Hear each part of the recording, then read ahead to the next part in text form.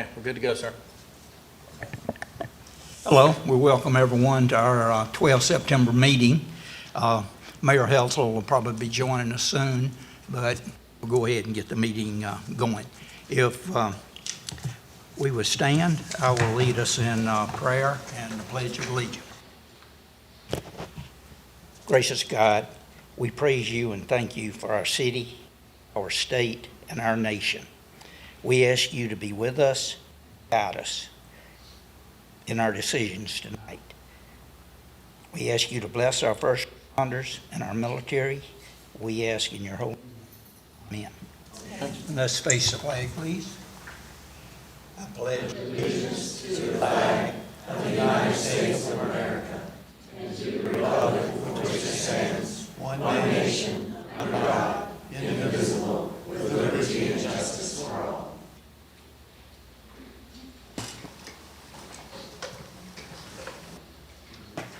Okay, our first order of business is we are honored tonight to have the Daughters of the American Revolution with us. And if you would meet me at the podium, we will do our proclamation for Flag Day.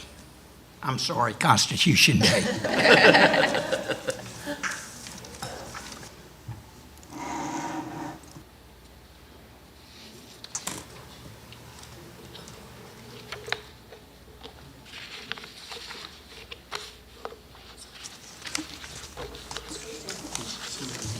Come on in, come on in. Yeah, get everybody on camera. You're used to DAR. I am.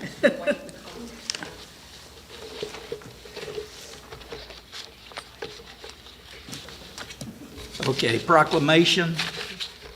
Whereas it is the privilege and duty of the American people to commemorate the 235th anniversary of the drafting of the Constitution of the United States of America with appropriate ceremonies and activities.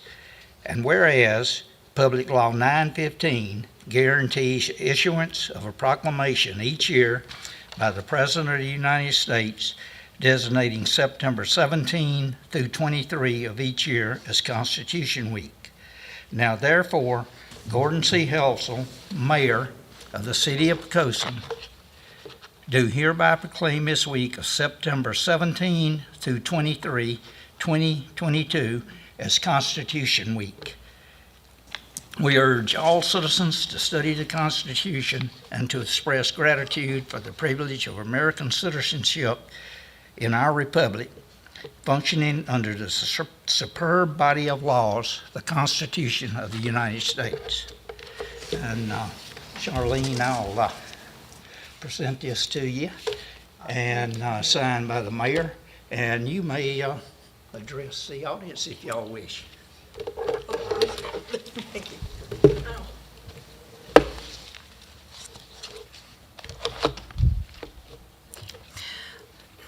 First of all, I'd like to thank the Poquoson City Council for issuing this proclamation in honor of Constitution Week. The U.S. Constitution continues to be the inspiration for many countries as a model of how democracy should and can work. When James Madison and the other 56 delegates to the Constitutional Convention met in Philadelphia in May 1787, they intended to amend the Articles of Confederation. They then ended up creating a new constitution. And Madison, representing Virginia, became the chief recorder of the information during this process. Madison had helped develop Virginia's Constitution 11 years prior to this, and it was his Virginia plan that served as a basis for debate in the development of the U.S. Constitution. Madison argued strongly for a strong central government that would unify the country. The convention delegates met secretly through the summer and finally signed the proposed U.S. Constitution on September 17, 1787. In order for the Constitution to become a law by which all Americans abided, 2/3 of the 13 states had to ratify individually, and it was sent to them for this purpose on September the 28th of the same year. Madison campaigned for the ratification of the Constitution by co-authoring a series of essays with John Jay and Alexander Hamilton that appeared in various New York newspapers and then circulated around the other states. There were 85 essays in all. Mr. Madison wrote 29 of those essays. They became to be known as the Federalist Papers. Before I leave, I would like to quote the inspiring words of another great man. His words, 150 years ago tonight, 38 weary delegates to a convention in Philadelphia signed the Constitution. 4 handwritten sheets of parchment was enough to state the terms on which 13 independent, weak little republics agreed to try to survive together as one strong nation. A third of the delegates had given up and gone home. The moral force of George Washington and Benjamin Franklin had kept the rest together. Those who remained cared the most, and in caring the most, dared the most. The world in 1787 provided a perfect opportunity for the organization of a new form of government thousands of miles removed from influences hostile to it. How we then govern ourselves did not greatly concern Europe, and what occurred in Europe did not immediately affect us. Today, the picture is different. Now, what we do has enormous immediate effect not only among nations of Europe, but also among those of the Americas and the Far East. And what in any part of the world they do as surely and quickly affects us. In such an atmosphere, our generation has watched democracies replace monarchies, which has failed their people, and dictatorships displace democracies, which had failed to function. And of late, we have heard a clear challenge to the democratic ideas of representative government. Speaking for myself, I find this last line to be especially relevant now. This quote was given from a speech by Franklin D. Roosevelt, the 32nd President of the United States, on Constitution Day, September 17, 1937. I would like to invite all of you to come this Saturday in front of Tabernacle United Methodist Church's churchyard bell. We will be ringing bells across America for the DAR, not only America, but through the world. We have DAR daughters all over the world. We will be ringing in honor of Constitution being signed at 4 o'clock. So bring your bell and come on. Again, with deep appreciation from myself and the Charles Parish chapter and our sister chapter of the Home the Grass chapter of the DAR, I thank you so very much. Charlene, your chapter is coming up on 50 years. Can you comment on that? Yes. The Charles Pierce chapter will celebrate its 50th anniversary next month on October the 20th, I believe. It's close to 20th, next month. And it's been, I've been in it almost as long as it's been going on. Actually, it started 2 years before I graduated high school. That's saying something. Thank you, and Thank you y'all so do much. really good work for the nation. And Yes, we do. for We keeping do. everybody informed of Yes. constitutional issues. Constitution, on all other factors of anything to do with Americanism. We have scholarships for, children, and we do a lot of good. You do. A lot of good. We really Thank do. you all a lot. Thank you so much. Thank you so much. Happy to have you.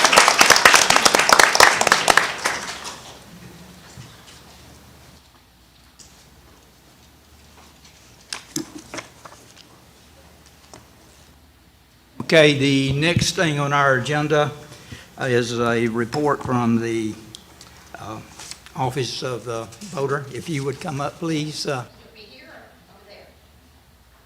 Whichever you Either. prefer. Okay. Good evening. I was going to say Mr. Mayor, but Mr. Mayor, Steve, council members, and Mr. City Manager. Thank you for allowing me this time to come and bring you a message from the electoral board and the registrar's office. I am Bonnie Conry, and I'm currently serving as the vice chairman of the electoral board. Sorry, you want to make sure we do that? Okay. I do too. As you may be well aware, we are having an election here on Tuesday, November the 8th. Please mark that day on your calendar. And when you go to vote at your precinct, you will notice a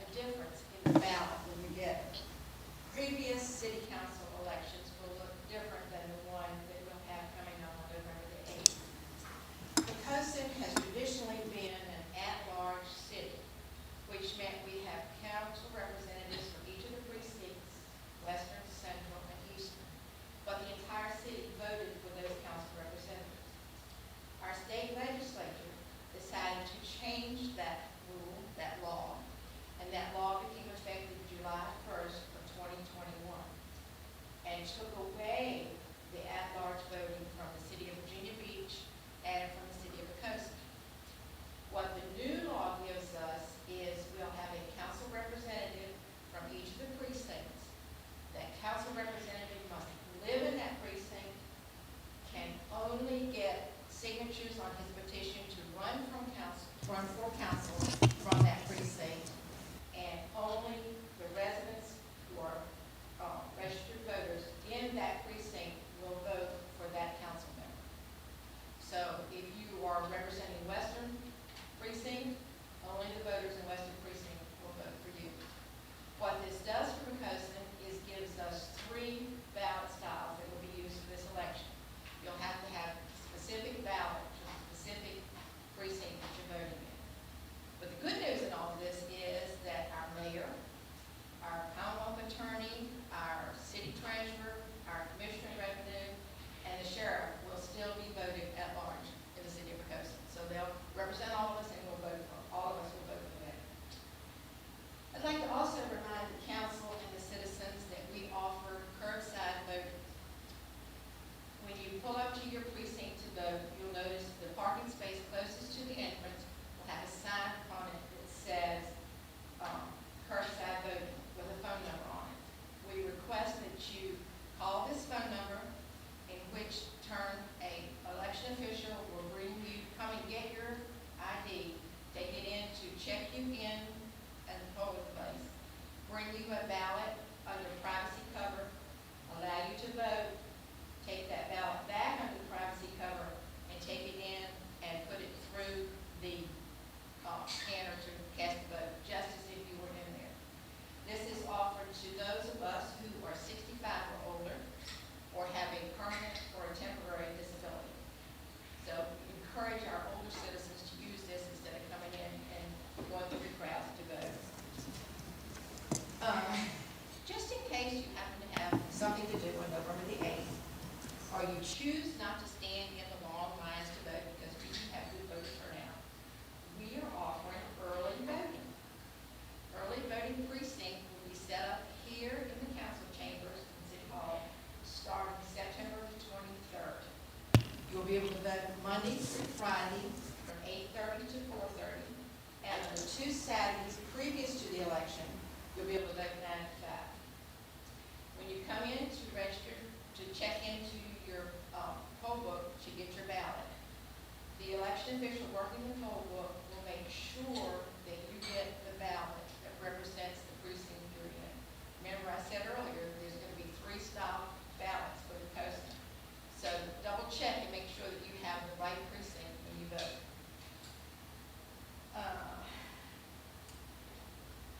To vote is a privilege and a right.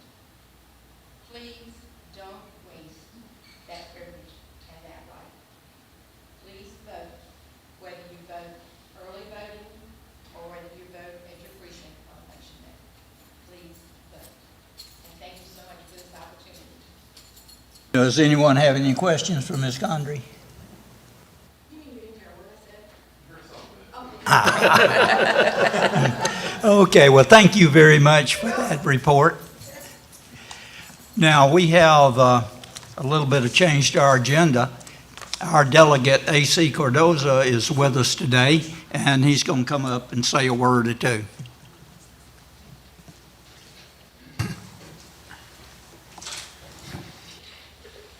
Good evening. Thank you so much for having me. I just wanted to come and address the City Council and let them know an update about our special session that's just ended in Richmond. We selected several judges and placed them. Actually, I will be this week. I'll go into several of the actual emplacements of those judges. We weren't able to fill all of those judges. The positions that were left open will be filled in the interim by our governor, Governor Youngkin. I think we had a good session. We had 2 good sessions, and I look forward to passing more legislation for the city of Poquoson, for its people, and to promote our values. And if there's any questions anyone has, please feel free to reach out to me. I'm going to say my number and my email, and if anyone in the city of Poquoson has any issues, anything I can help with, please feel free to reach out to my office. Also, you can come visit my actual office, which is open most business days and some Saturdays. So our number is 757-751-0929. Our email is delacvirginia@house.virginia.gov, and our address is 102 Pratt Street, Fort Monroe, Virginia. So please come by, call or email, send a letter, anything. We will reach out to you. We will fix your problem to the best of our ability. And I think that's about it. Any questions for our delegate from anyone? Well, thank you very much. We appreciate you being here. Thank you, Vice Mayor. Thank you.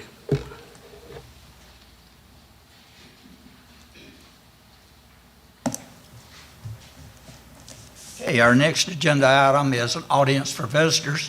If anyone would like to address council about any subject, please step up to the podium and do so. I don't see anyone, so we'll close that item and go to approval of minutes. Mr. Vice Mayor, I move that we approve the minutes of our regular session of August the 8th, 2022. Okay, had a motion and a second. Ms. Kim, Vice Mayor Freeman, I vote first. Oh, okay, I'm sorry. Aye.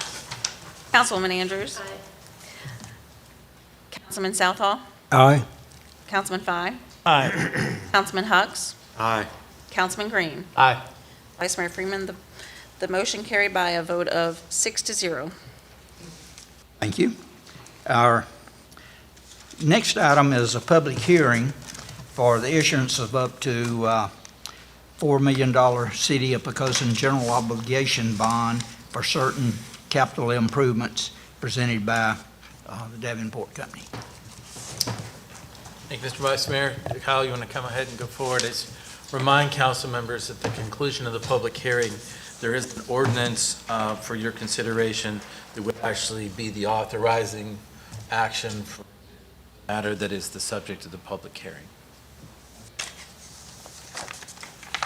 Very good. Vice Mayor and members of council, nice to see you all.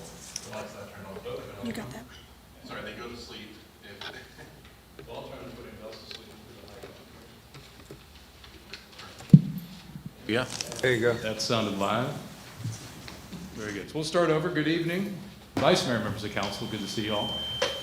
As always, again, Kyle Laux with Davenport, and you may remember Dan Siegel to my right with Sands Anderson, also here this evening. So what we have, and it may be coming up on the screen, and I have hard copies of this to the extent it is, everybody's got that already? Yeah, everyone's got it. And again, this is really a continuation of what we talked about in very early August with respect to the public safety station, and there we go up on the screen there. The public safety station, and proactively thinking about going ahead and getting financing for that to complement the dollars that we've got in terms of ARPA funds from the federal government to get that project kind of up and rolling. And so since we talked in August, we've gone through a competitive bidding process, as we've done many times in the past. We have those competitive bids back. We will share those with you this evening. And we think we've got a very nice result. We'll give you a little more color on that. And then obviously at the end of that, have the public hearing and allow you, to the extent your comfort, go ahead and vote on that. So again, with a little bit of background, we'll try and get the screen in about the right place here. But what we're really talking about is $4 million of a expected roughly about $13 million project. Mr. Mayor, hello. Hey, how are you? Great. And so again, what you're able to do here as a city is take some of these federal dollars, these ARPA dollars, and put them to maximum use and use those toward the project that is, as you know, not us telling you, will be a very valuable asset to the city. And so if I've got this thing about right, we'll get there. Again, so we're borrowing about $4 million, but importantly, we're only borrowing $4 million for a project that'll be roughly $13 million. The rest of it does not need to be borrowed. And so that ability to kind of balance out some of the borrowing at favorable interest rates, clearly with using a lot of the federal dollars to get an important project done. We'll note here interest rates. You probably see this a lot in the news. We talked about this in August. While they certainly are higher than they were in 20 and 21, they're at very favorable levels. We've got specific results to show you there in terms of that. And so to that end, we'll go to the next page, which just again shows you a graph of, historically speaking, on the left-hand side, this is what we call the 20 bond index. This is kind of a broad-based index, maybe a little bit kind of like watching the global kind of stock market, but this is for municipal bonds. So the left-hand graph is looking all the way back to 1980. And what you really see there is, historically speaking, over that 40-year time period, rates are still very favorable. We had that little blip there. We'll see if the laser pointer works. This, in terms of the pandemic era, sort of induced all-time lows, which you're able to take advantage of a couple times. They've come back up from there, but again, very favorable from a historical perspective, and we'll give you some more specifics. So our goals here, probably most important at the top of the page, we talk about budget impact, and that's the ability to do this financing without any impact to your tax rate. And so you may recall, going back really several years at this point, with this council, prior councils, with the manager, putting in place that long-term financial plan that really started with the middle school project and kind of took some other projects into consideration.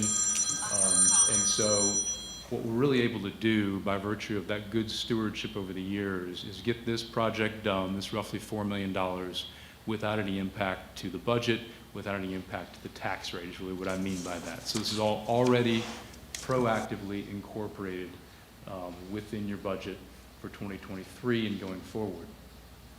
Certainly want to take advantage of the lowest rates we can. We'll get to that. A fixed interest rate, we note that at the bottom there. It's what we'll be doing, similar to many other city financings that we've done. We're financing a long-term project, and so we're going to pay for that over a basically 20-year time period. This is a facility that will last multiple generations, and so the term of repayment really kind of coincides with that. And lastly, prepayment flexibility. So 20-year time periods, you know, in some sense seems like it's maybe relatively short, but it'll take a while. And so we'd like to make sure we've got that flexibility to either refinance, to pay it down, to do some things in the future, so you as a city have that flexibility. So as we move on, what bids did we actually get from the banking institutions? So 6 bids, or 6 banks submitted a bid, and you see those listed at the top of the page. It's a very good number of banks. Rates are rising, market's been pretty volatile this year, and so it's been probably a little more uncertain than in past years in terms of what banks are going to be willing to do. And so the fact that you as a city, even before we get to the interest rate, we're able to have 6 different banks that were very much interested in putting in competitive bids says a lot about the city's finances and their comfort level with what you look like financially. It also points back to those credit ratings, that even though this particular financing doesn't need to be rated, all of these banks can see and know that we have AAA credit rating from S&P along with the AA's, and so that all becomes very, very valuable when the banks are looking at, A, do we want to make a loan, and B, at what interest rate, and those ratings allow them to have the comfort to do that at the lowest interest rate the market will allow. So you see the bids at the top of the page there. Truist Bank, we highlighted in green on purpose. That's the kind of combination of SunTrust and BB&T. Webster Bank, Pinnacle, Huntington, Capital One, and CNF. And I think the interesting thing you see here is it's a combination of national banks that operate nationally. Not all those are going to be household names. So, for instance, like a Webster Bank is really New York-based, does some things across the country. They see and recognize that Poquoson is a very good credit. Again, the credit ratings, and we're comfortable putting a bid in. And then again, down to the CNF, more local bank, and kind of across that entire spectrum, a number of institutions 6 in this case, put a bid in. Maybe cutting straight to the chase here, table in the middle of the page. Truist Bank is our recommendation to you this evening. They provided the lowest interest rate of any of those banks, so that rate is a 3.53. That is fixed for full 20 years. So if the council were to move forward tonight, we would know what that rate is. We'd move forward and lock that in. It very simply stated is lower than any of the rest of them. The rest of them very competitive. Webster to 368, Pinnacle to 389, so forth, so on. So you can kind of see the relative pricing there, but simply stated, Truist is the most cost-effective of any of those. Another factor of the Truist bid, we'll try and get on the page here, is the prepayment flexibility. So again, we mentioned that we want to make sure we have the ability over that full 20-year time period if we want to refinance for some reason, if we need to pay some off, if we want to maybe restructure in the future, we have that flexibility. What they've said is there's a 1% penalty if we do that during the first 10 years, and then after that 10-year time period, there's no penalty to doing that as we kind of work out some of those details. So we've got a lot of flexibility. We have a known rate. That interest rate is fairly substantially below what we use for planning purposes. So as your budget was set up, it used a more conservative number. So all coming in better, meaning a lower payment than what was budgeted. We'll just show you a little graphic representation here. This is the city's tax-supported debt profile, meaning not on the sewer fund per se, but everything else. You look at that visually. The dark green is our existing before we do this $4 million. The light green is the payments on the $4 million. And so what you see is even with this $4 million added, the city will have a nice decline in our debt service coming up in that 2029 time period. And so you think, is there future capacity? To the extent there's future needs, there will always be future needs. There is some capacity coming up in that 2029 time period to incorporate whatever the next round of needed improvements may be.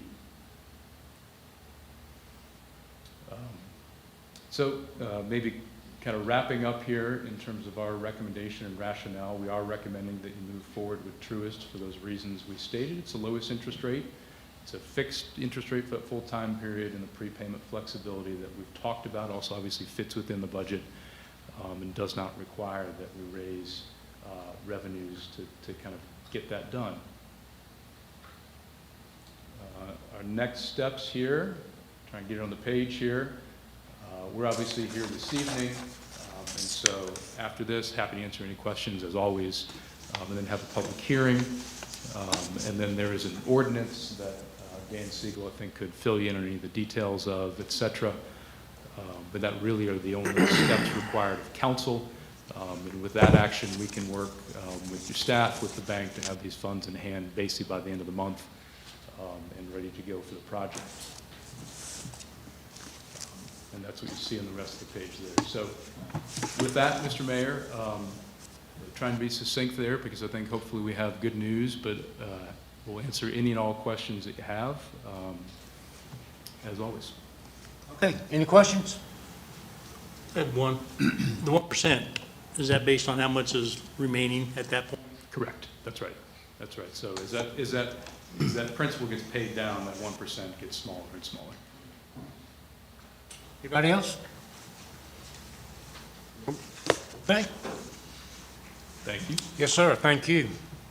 Before we open the public hearing, I apologize to council and to those of you in the audience and to those who are watching, but I had a personal pressing issue I didn't realize was going to come up tonight. It did at about 6:30, so I've been trying to deal with that, but anyway, I apologize. Okay, let's open a public hearing then and ask if there's anyone in our audience like to address the general obligation bond proposal. See any, so we'll close the public hearing. We do have an ordinance attached. Mr. Mayor, I move that we adopt an ordinance authorizing the issuance of up to $4 million principal amount of a general obligation bond of the city of Poquoson, Virginia, and providing for the form, details, and payment thereof. Okay. Second. All right, we have a motion made and second that we adopt the ordinance. Any concerns, comments, questions? Ms. Kim, please. Councilman Green, Aye. Councilman Hucks, Aye. Councilman Fye, Aye. Councilman Southall, Aye. Councilwoman Andrews. Vice Mayor Freeman. Aye. Mayor Hessel. Aye. Mr. Mayor, the motion carried by a vote of 7-0. Okay, thank you, Kim. So we're going to move on to new business. Okay, first item is an ordinance authorizing city manager to enter into a contract with HBA Architecture, Interior Design, Agricultural, and Engineering Services, for public safety building design. Randy? I'll just defer to Tanya. She's been leading the procurement team on this. Oh, I didn't see you standing there, Connie. Not a problem. I'm sorry. I'd like to keep things moving. Well, council, thank you for having me, and thank you for approving that ordinance for the bond. That completes the funding that we need to move forward with the public safety building. So based on this, we've done an RFP requesting A&E service for firms to do and design the building. We got 3 firms in that submitted proposals. We interviewed all 3 and came to the conclusion that we'd like to enter into contract with HB&A Interior and Design. They will actually design the public safety building and assist us with the construction of the building as we move forward. Due to the fact that the dollar amount is over $100,000, we do need city council's approval to award the contract. The total contract price right now is $982,574. A little bit, a little bit high, but definitely well spent once we get this going. So I have any questions, I'm here. Any questions of Tanya?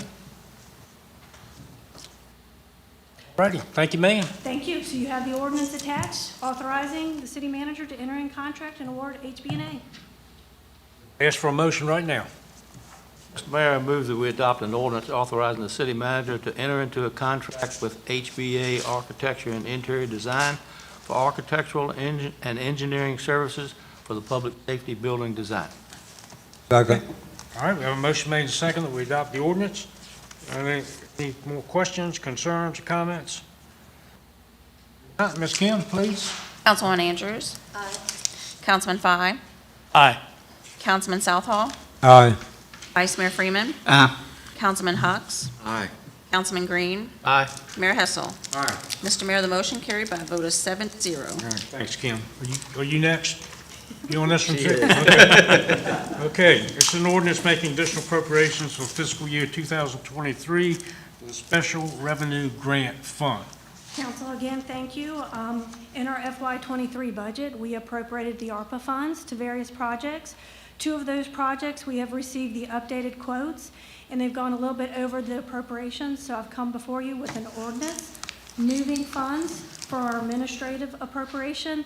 That was the group to help us get to this point and understand how we can spend the ARPA funds. So we're taking appropriation from them, which is not needed, and moving it to 2 projects. The first project is the fiber ring. That's the fiber that's going to go into the ground that connects all our city buildings together and provides, efficient service. Right now, our fire stations are on a different telephone system than currently the city hall. So we need additional $15,000 to complete that project. In turn, we're doing Wi-Fi extension to take it all the way down to Messick. We need an additional $25,000 to complete that project. With this dollar amount, we are asking that you approve the city manager to enter into contract with Shore Communication. They're on a contract that allows us to ride it. So therefore, because of the dollar amount again, we do need your authorization to move forward both on getting appropriation for the projects and allowing the city manager to sign the contract. You do such a nice job. Appreciate it. Thank you. Any questions of Tanya? Okay, we do have an ordinance. Mayor, I move that we adopt an ordinance making additional appropriations for fiscal year 2023 in the Special Revenue Grant Fund as outlined by Tanya. All right, thank you, buddy. Second. All right, a motion made and second, we adopt the ordinance. Any concerns, comments, questions regarding the ordinance? If not, Ms. Kim? Councilman Fye, Aye.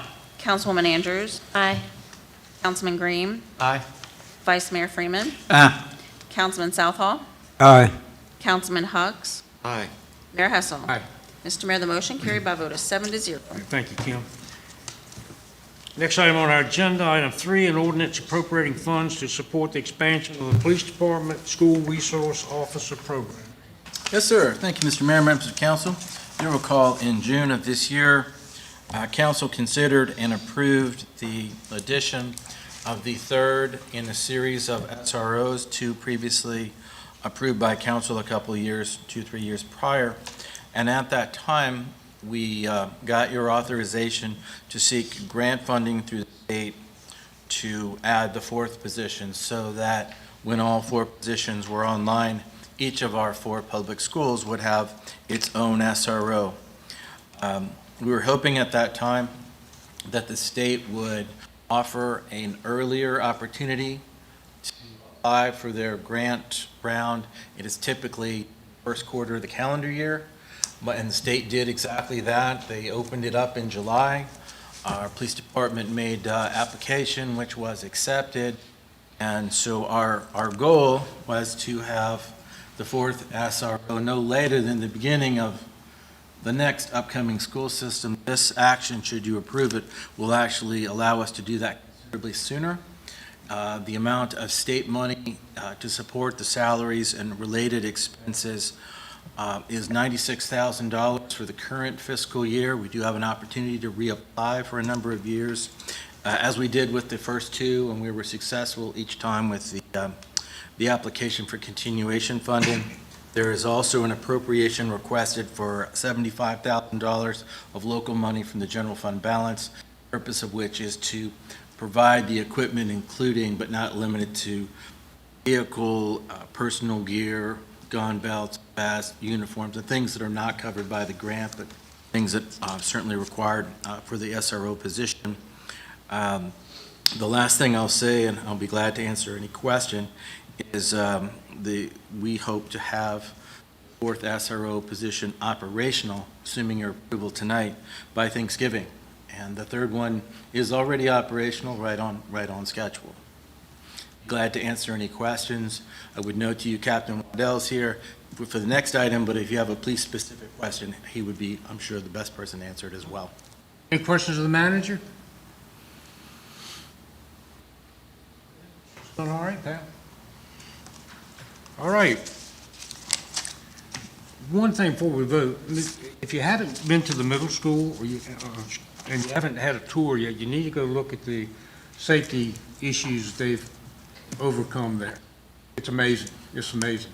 Not only that, but Officer Gills, who is that resource officer there, she'll be able to just view the property, the class. I mean, it's pretty amazing. Okay, we have an ordinance. Mr. Mayor, I move that we adopt an ordinance authorizing the city manager to accept 2023 free grant for the fourth school resource officer and make additional appropriations to the general fund as corrected. Second. Okay, I've heard a second. Motion made and seconded. We adopt that ordinance. Any concerns, comments? Any other questions? If not, Ms. Kim? Councilman Hux. Aye. Councilman Southall. Aye. Vice Mayor Freeman. Councilman Green. Aye. Councilwoman Andrews. Aye. Councilman Fye. Aye. Mayor Hessel. Aye. Mr. Mayor, the motion carried by a vote of 7-0. Okay, thanks, Kim. Next item on the agenda, item 4, an ordinance authorizing the city manager to accept the Burn Justice Assistance Grant, making additional appropriations for fiscal year 2023 general fund. Andy? I'd like to recognize Captain Waddell. Oh, Good evening, Mr. Mayor. Captain, welcome, Members welcome. of Council, thank you. The Burn Justice Assistance Grant Program makes federal funds available to localities to help support their efforts to reduce crime and improve public safety. The Virginia Department of Criminal Justice Services was designated to administer a portion of the JAG funds for the state. In August of this year, we were notified by the Department of Criminal Justice Services of an award of $2,758 from fiscal year 2021 funds. In our continued efforts to improve our service to the community and preventing and reducing crime, the Poquoson Police Department will use these funds for overtime patrols in targeted areas at times of increased activity. And I can answer any questions. Okay, any questions? When you go back to the police department, if you go back tonight, thank them for the ride over here. Yes, sir. It was swift. And I didn't enjoy riding in the back seat, but unfortunately, that's why I had them. Thank them for me, please. Did they handcuff you? No. Oh, You can't get out of that back seat, though, I'll tell you that. A picture of that? Okay, no questions, let's do this ordinance. Mr. Mayor, I move that we adopt an ordinance authorizing the city manager to accept the Burn Justice Assistance Grant and making additional appropriations for fiscal year 2023 to the general fund. Second. I have a motion made and seconded, we adopt the ordinance. Any concerns, comments, any other questions of the captain? Ms. Kim? Councilman Southall? Vice Mayor Freeman? Aye. Councilman Hux? Councilman Green? Aye. Councilman Fye? Aye. Councilman Andrews? Aye. Mayor Hessel? Aye. Mr. Mayor, the motion carried by a vote of 7-0. Thanks, Kim. Thank you, sir. Appreciate it. Thank you. All right, let's move on to item 5, an ordinance making additional appropriation for the Chesapeake Bay Implementation Grant for fiscal year 2023 in the general fund. Mr. Mayor, members of council, just would defer opening comments to Laura News, who's done the work for us on this. Okay, Laura? So, good evening, Mayor, and good evening, council members, and good evening, City Manager. So before I start talking about the grant tonight, most of you have never met me, so I wanted to take a moment to introduce myself. So I'm Laura Noose. I am your Environmental Compliance Officer. I was brought here in March of this year. I have over 15 years of public service in localities here in Hampton Roads. In May, I completed my master's in environmental studies here at CNU. Previously, I was in Newport News. Before they brought me over, I was the environmental specialist, and before that, I was the GIS specialist for Public Works. I am honored to serve the locality in which I live and have grown to love here in Poquoson. The ordinance before you today is a grant that Poquoson has been awarded by the Department of Environmental Quality, also known as DEQ. Wally, could you close the door, please?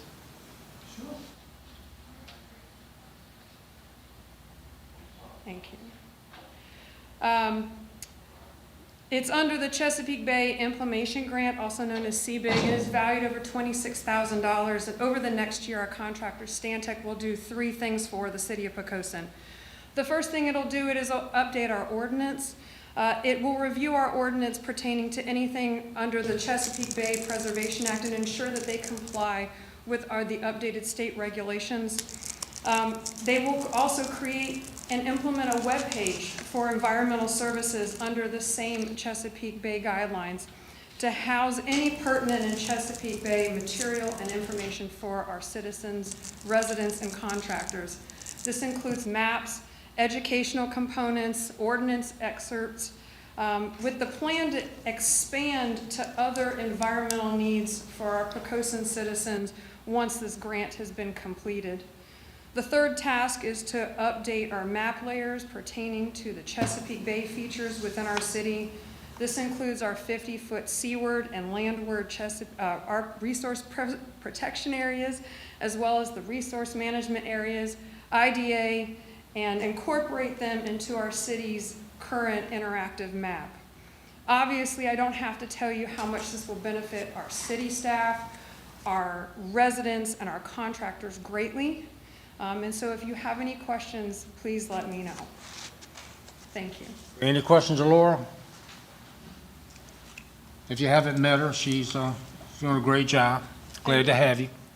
Thank you for introducing yourself. Okay, we've got an ordinance. Mr. Mayor, I move that we adopt an ordinance making additional appropriations for the Chesapeake Bay Implementation Grant for fiscal year 2023 in the general fund as outlined by law. All right, thanks, sir. Second. I have a motion made and seconded. We adopt the ordinance. Any concerns, comments, any more questions for Laura? All right, Ms. Kim? Vice Mayor Freeman? Aye. Councilwoman Andrews? Aye. Councilman Southall? Aye. Councilman Fye? Aye. Councilman Hux? Aye. Councilman Green? Aye. Mayor Hessel? Mr. Mayor, the motion carried by a vote of 7-0. Okay, thank you very much. Thank you, Laura. Thank you. Let's move on to item 6, a resolution accepting streets and improvements, Drake's Landing subdivision into the city's transportation system. Mr. Horton. Good evening. Good evening. We haven't done one of these in a while. It's been since 2018 since we did one. But this is a resolution accepting streets and improvements in the Drake's Landing subdivision into the city's transportation system. I'm happy to report to you that all the improvements at Drake Landing have been installed, have been checked, have been verified, and that the required amount of default bond has been posted. And of course, this will be good for 2 years, this default bond. So any additional questions, I'll be more than happy to answer them. Any questions of Wally? I was going to say, I was confused by this because actually I've never been through it before. When I called your office and talked to Sherry, she straightened me out. And just want to say that every time I call your office, I'll get straightened out. But I get educated, so I appreciate all the people in your office that work for you. Well, you're certainly welcome, and we're happy to do it. Any other questions? Okay. Ready? Mr. Mayor, I move that we adopt a resolution accepting certain streets and subdivision improvements in the Drake's Landing subdivision into the City of Poquoson transportation system. All right. Second. Motion made second that we adopt the resolution. Any concerns, comments? Any other questions of Wally? If not, Ms. Kim? Councilman Green. Aye. Councilman Hucks. Aye. Councilman Fye. Aye. Councilman Southall. Councilwoman Andrews. Aye. Vice Mayor Freeman. Aye. Mayor Hessel. Aye. Mr. Mayor, the motion carried by a vote of 7-0. Okay, thank you, Kim. Comments, City Manager? Thank you, Mr. Mayor, members of council. Just a few things this evening. I want to start by expressing appreciation to everyone that worked in the selection committee process for the Public Safety Building A&E contract, and I want to thank you for your approval and authorization earlier today, which of course couldn't have happened had you not also approved the bond issuance of the $4 million to go with the $9 million approximately we've already appropriated for ARPA. So we're making a huge next step in that project, and I thank you for that. I also thank you for your support for the SRO program. I'm thrilled that we're getting the fourth one in place more than half a year ahead of our back-end schedule. We hoped for sooner, but we were planning for sooner rather than later. And then lastly, just in response to a couple of questions that were asked last week as part of the ribbon cutting at the new barbecue restaurant at Messick Point, and the questions pertain specifically to the Messick Point repaving project, and within that specifically to the line painting element of that. Anyone that's been down there will notice if you're heading towards Bill Forest, there's a sizable area on the left-hand side that doesn't have a line on it. The reason for that temporarily is because when they were painting the lines, when we were having all those high tide events recently, so they had to skip the areas that were either underwater or very wet. And that is also true for further up Messick when you get to the point itself. So in the coming weeks, they will paint the white line in the gap. They'll also continue the white line, center line, to approximately the yacht club. So it looks like it hasn't finished yet. That's true, it isn't. But tide prevented it from getting done that week. And also just a general reminder that I'm not exactly sure the date, but in the coming weeks, we will be working to repave the small parking lot at the Messick Point boat ramp, the one next to the boat ramp, and there'll be plenty of public advance notice of what we're doing and when we're doing it. But those are things to look forward to at Messick in the coming month or two. All right. That's all I got, sir. Okay. David? Thank you, Gordon. I have no comment Okay. tonight. Bud? No comments. Pete? Along with the paving, they paved our neighborhood, and I just thank them for that. They came by today with a street sweeper to clean up the last little bit of debris. And I tried to caution my neighbors that something my dad used to say is, don't tell a person how they did until you tell you you're done. And they weren't done. So it's done, and it's really good now. I Good. appreciate their work. Good. Bud? Yeah, I'd like to, again, thank everyone here and at home for paying attention to their city government. That's an important thing for everyone to do, and then ask your neighbors to do the same thing. I'd like to also thank Captain Waddell for being here and working with the city, doing a fine job. Randy and his staff for doing an excellent job, makes our job really easy. And I'd like to thank Representative A.C. Cordoza for coming and visiting our city. It's the second time he's done that since I've been on this council, and we enjoyed having him come. Okay. Yes, ma'am. I always like going after Bud because he covers everything, so I don't have to. But I just wanted to say I'm really excited for the new police building. I know that's something that our officers have wanted for a very long time. I just wanted to thank Randy and his staff because that was a lot of coordination, getting a piece of land, going through all the steps to get the funding, taking advantage of the government money that we have to make that happen. And so I just wanted to say thank you to everybody who did that. Much needed, and I can't wait to see it. I have nothing further. Well, nor do I. We do have a closed session. And it is a closed session pursuant to Section 2.2-3711A7 of the Code of Virginia 1950, as amended for consultation with counsel regarding a legal matter requiring legal advice. So moved, Mr. Mayor. Okay. Second. Motion made second, we go to closed session. Ms. Kim? Councilwoman Andrews? Aye. Councilman Fye? Aye. Councilman Southall? Aye. Vice Mayor Freeman? Aye. Councilman Hux? Aye. Councilman Green? Aye. Mayor Hessel? Aye. Mr. Mayor, the motion carried by a vote of 7-0. Thanks, Kim.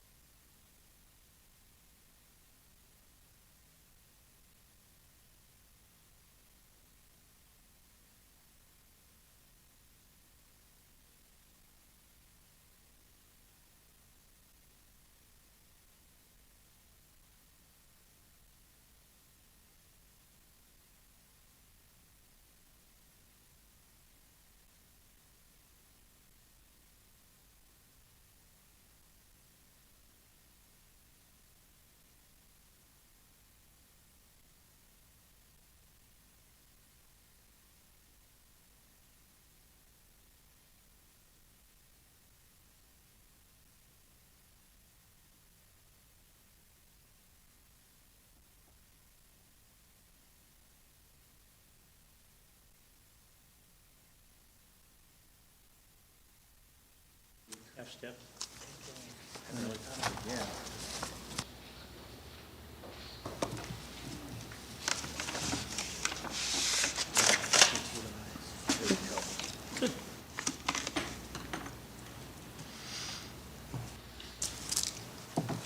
Okay. Good to go, sir.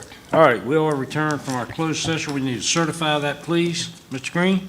Mr. Mayor, I move that we certify our closed session and that we talk about only what we convened the closed session to talk about. All right. Second. All right, motion made second that we went into closed session and talked about only what we said we were going to then talk about. Ms. Kim? Councilman Fye? Aye. Councilwoman Andrews? Aye. Councilman Green? Aye. Vice Mayor Freeman? Aye. Councilman Southall? Aye. Councilman Hucks? Aye. Mayor Hissel? Aye. Mr. Mayor, the motion carried by a vote of 7 to 0. All right, thanks, Kim. Can we have a motion to adjourn? So move, Mr. Mayor. Second. Motion made second, we adjourn. Ms. Kim? Councilman Hucks? Aye. Councilman Southall? Vice Mayor Freeman? Aye. Councilman Green? Aye. Councilwoman Andrews? Aye. Councilman Fye? Aye. Mayor Hessel? Aye. Mr. Mayor, the motion carried by a vote of 7 to 0. Thank you, ma'am. We are adjourned.